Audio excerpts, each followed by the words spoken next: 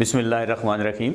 Dear students, आज हम organic का पोर्शन अपना स्टार्ट करने लगे हैं, चैप्टर नंबर 15 जिसका नाम है ऑर्गेनिक कंपाउंड्स। तो हम इसका लेक्चर नंबर 1 जो है वो स्टार्ट करते हैं। तो हमारे पास सबसे पहले अगर हम देखें जो चैप्टर 15 है ऑर्गेनिक कंपाउंड, बिल्कुल बेसिक चीज़ें हैं। हमारे पास है ऑर्गेनिक कंपाउंड, यानी ओवरऑल देखें केमिकल कंपाउंड्स कितनी तरह के होते हैं। तो हम कहते हैं there are 2 types of chemical compounds. हमारे पास जो केमिकल कंपाउंड हैं वो 2 तरह के होते हैं। जैसे अगर हम देखें हमारे पास कौन कौन से 2 तरह के केमिकल कंपाउंड्स मौजूद हैं। एक को हम नाम देते हैं इनऑर्गेनिक कंपाउंड्स, इनऑर्गेनिक कंपाउंड्स। इनकी इंशाल्लाह भी हम डेफिनेशन, एग्जाम्पल ये भी सारी पढ़ेंगे। और सेकंड हमारे पास जो होते हैं वो हैं ऑर्गेनिक कंपाउंड्स, ऑर्गेनिक कंपाउंड्स। अब इस पे क्वेश्चन भी आ सकता है कि differentiate between organic compounds and inorganic compounds. तो इसके अंदर स्टूडेंट्स हम बेसिकली इनकी एक तो प्रॉपर्टीज पढ़ेंगे और इसी तरीके से इनकी डेफिनेशन पढ़ेंगे। अगर हम देखें वैसे ऑर्गेनिक कंपाउंड्स तो हम आमतौर पर कहते हैं ऐसे कंपाउंड जो एनिमल या प्लांट से आते हैं उनको हम ऑर्गेनिक कहते हैं, और जो हमें आमतौर पर सतह ज़मीन से हासिल होते हैं इन्हें इनऑर्गेनिक कंपाउंड्स कहते हैं। जैसे सबसे पहले अगर मैं इसकी डेफिनेशन कर दूं, क्योंकि आप लोगों ने अपने पेपर्स में इनका डेफिनेशन वगैरह लिखनी होती है, तो बच्चों का एक रिक्वेस्ट होती है कि डेफिनेशन लिखी जाए ऑर्गेनिक इनऑर्गेनिक कंपाउंड्स। अब इनऑर्गेनिक कंपाउंड्स में अगर हम आए तो याद रखें वो कंपाउंड्स होते हैं जो बेसिकली हमें मिनरल ओरिजिन से हासिल होते हैं। Compound which were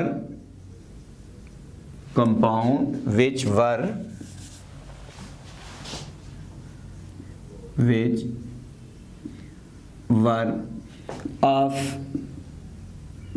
mineral origin were known as inorganic compounds। एक तो ये ज़हन में रहे, compound which were of mineral origin were known as inorganic compound. इसका क्या मतलब है कि बच्चों जो आम तौर पर हमें ज़मीन के अंदर मुख्तलिफ सॉल्ट से हासिल होने वाले कंपाउंड्स होते हैं उनको हम इनऑर्गेनिक कंपाउंड कहते हैं। जैसे आपने देखा होगा टेबल सॉल्ट, घरों में जो नमक हम यूज़ करते हैं वो एक इनऑर्गेनिक कंपाउंड है। कार्बन डाइऑक्साइड है, कार्बोनेट से हासिल होता है बच्चों, ये भी इनऑर्गेनिक कंपाउंड है। इसी तरीके से अगर मैं आपसे कहूं कि मार्बल जिसका फार्मूला कैल्शियम कार्बोनेट होता है, ये भी एक इनऑर्गेनिक कंपाउंड है। तो इसलिए मैं अगर आपसे कहता हूं इसके एग्जांपल्स क्या हैं, तो हम इसके एग्जांपल अगर लिखें तो हम एक टेबल सॉल्ट लिख सकते हैं। टेबल सॉल्ट फार्मूला आपको पता है बच्चों, टेबल सॉल्ट का NaCl होता है। सेकंड अगर हम आते हैं तो मार्बल जो घरों में आमतौर पर यूज़ भी किया जाता है, तो बच्चों मार्बल जो घरों में लगाया जाता है फर्श के तौर पे कैल्शियम कार्बोनेट होता है। और इसी तरीके से कार्बन डाइऑक्साइड बच्चों ये भी एक इनऑर्गेनिक कंपाउंड है। बेशुमार एग्जांपल आप इस तरह की दे सकते हैं। अगर हम आते हैं ऑर्गेनिक कंपाउंड्स क्या होते हैं, तो अगर हम देखें ऑर्गेनिक कंपाउंड्स, इसके बिल्कुल उलट हम लेके चलते हैं। ऐसे कंपाउंड होते हैं जो बेसिकली, तो अगर हम कहें तो हम कहते हैं लिविंग ऑर्गेनिज्म से हासिल होते हैं, यानी एनिमल से हासिल होते हैं, प्लांट से हासिल होते हैं, किसी भी इन चीज़ों में से वेजिटेबल वगैरह हम इनसे हासिल करें उनको हम ऑर्गेनिक कंपाउंड कहते हैं। जैसे मैं आपसे कहूँ ऑर्गेनिक कंपाउंड बच्चों को याद हो तो बच्चों पूरी ऑर्गेनिक केमिस्ट्री की नॉमेनक्लेचर जो हम पढ़ते हैं हम उनमें से कोई भी लिख सकते हैं। लाइक एसिटिक एसिड लिख लें, इथाइल अल्कोहल या कोई भी अल्कोहल लिख लें, टार्टेरिक एसिड लिख लें, सिट्रिक एसिड लिख लें। और इसी तरीके से अगर हम कहें मीथेन जो है वो भी आपके पास एक ऑर्गेनिक कंपाउंड है। तो इसकी बहुत सारी एग्जांपल हमारे पास मौजूद हैं। हम इसी डेफिनेशन को कन्वर्ट करते हैं ताकि आपके लिए आसान रहे। कंपाउंड विच वर ऑफ, अब इस जगह पे हम एनिमल भी लिख सकते हैं और प्लांट्स भी लिख सकते हैं, या वेजिटेबल कर देते हैं, vegetable origin were known as organic compounds. ये हमारे पास हैं ऑर्गेनिक कंपाउंड्स कहलाएंगे। अब इसके एग्जांपल्स हमारे पास क्या मौजूद है? Compound which were of animal और vegetable origin were known as organic compounds. For example बेशुमार एग्जाम्पल हैं बच्चों, हम कोशिश कर रहे होते हैं कि आसान से आसान एग्जाम्पल दी जाए ताकि आपको चीज़ें अच्छी समझ आ जाए। तो हमारे पास इसकी एग्जाम्पल के तौर पे अगर हम देखें तो हम एसिटिक एसिड लिख सकते हैं। एसिटिक एसिड विनेगर के नाम से हम देखते हैं बच्चों, घरों में सिरके के तौर पे यूज़ किया जाता है। Very dilute solution of acetic acid is called vinegar, यानी घरों में देखते हो कि हम सिरका जो यूज़ करते हैं अगर हम उसे देखें तो बेसिकली तो वाटर होता है और उसमें 4 से 6% एसिटिक एसिड उसमें डाला होता है। तो ये बेसिकली एसिटिक एसिड जो है वो प्योर फॉर्म में, तो आपको पता है बच्चों ये अगर प्योर फॉर्म में हो तो 17 डिग्री सेंटीग्रेड पे फ्रीज हो जाता है। ये लुक लाइक बिल्कुल आइस की तरह नज़र आता है, इसलिए इसको प्योर फॉर्म में यूज़ नहीं करते। अब हमारे पास एसिटिक एसिड अगर देखें तो एसिटिक एसिड का फार्मूला CH3COOH है। इसी तरीके से हम अल्कोहल यूज़ कर सकते हैं। बेटा अल्कोहल तो बहुत सारे हैं, लेकिन जो ड्रिंकिंग पर्पस में अल्कोहल यूज़ होता है उसको आमतौर पर इथाइल अल्कोहल कहते हैं, इसलिए मैंने इथाइल अल्कोहल इथेनॉल का फार्मूला लिख दिया। टार्टेरिक एसिड, टार्टेरिक एसिड ये भी बच्चों हमारे पास ऑर्गेनिक कंपाउंड है, इसका तल्लुक कार्बोक्सिलिक एसिड फैमिली से है और ये आम तौर पर अगर देखें टमाटो वगैरह के अंदर यानी उन चीज़ों के अंदर पाया जाता है। तो ये हमारे पास ऑर्गेनिक कंपाउंड की डेफिनेशन हो गई। ऑर्गेनिक कंपाउंड और इनऑर्गेनिक कंपाउंड की डेफिनेशन अभी हमने की। अब सबसे पहले जब ऑर्गेनिक केमिस्ट्री आई तो बच्चों इसकी सबसे पहले एक ओल्ड डेफिनेशन की गई जो कि बाद में रॉन्ग साबित हुई, इसलिए मैं आपके सामने एक old definition of organic chemistry लिखने जा रहा हूं। Old definition of organic chemistry. अगर हम देखें ऑर्गेनिक केमिस्ट्री की सबसे जो पुरानी डेफिनेशन थी वो ये थी कि study of carbon compound is called organic chemistry. ठीक है, इसकी ओल्ड डेफिनेशन अगर मैं लिख दूं तो study of carbon compound, study of carbon compound is called organic chemistry. इसको हम ऑर्गेनिक केमिस्ट्री कहते हैं, स्टडी ऑफ कार्बन कंपाउंड। और हमें पता है कि carbon is essential element in all organic compound. ये तो ठीक है कि कोई ऐसा हमने आज तक ऑर्गेनिक कंपाउंड नहीं देखा जिसमें कार्बन मौजूद ना हो।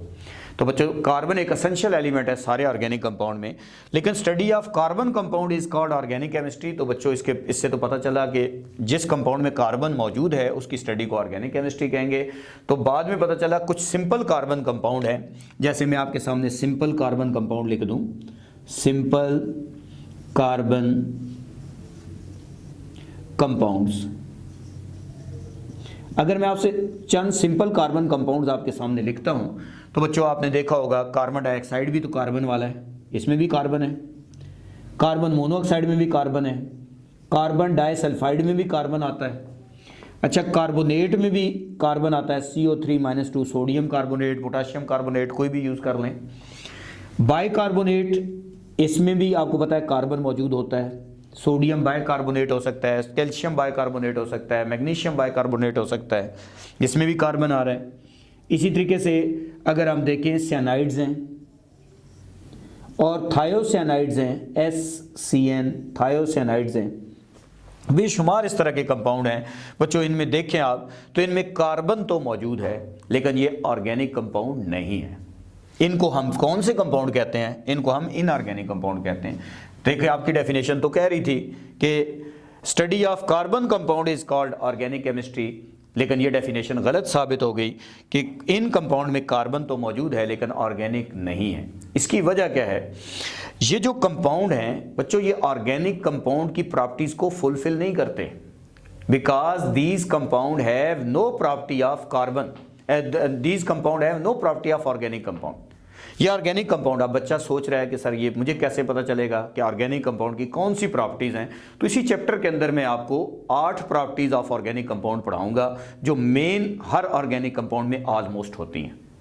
तो इनके अंदर वो प्रॉपर्टीज़ मौजूद नहीं हैं, इसलिए these simple carbon compound are consider as, इनको हम क्या कंसिडर कर सकते हैं बच्चों, ये सारे के सारे आपके पास क्या कंसिडर होते हैं, इनऑर्गेनिक कंपाउंड होते हैं जी, इनऑर्गेनिक कंपाउंड्स कंसिडर होते हैं, because these compound are not component of animal and plant kingdom.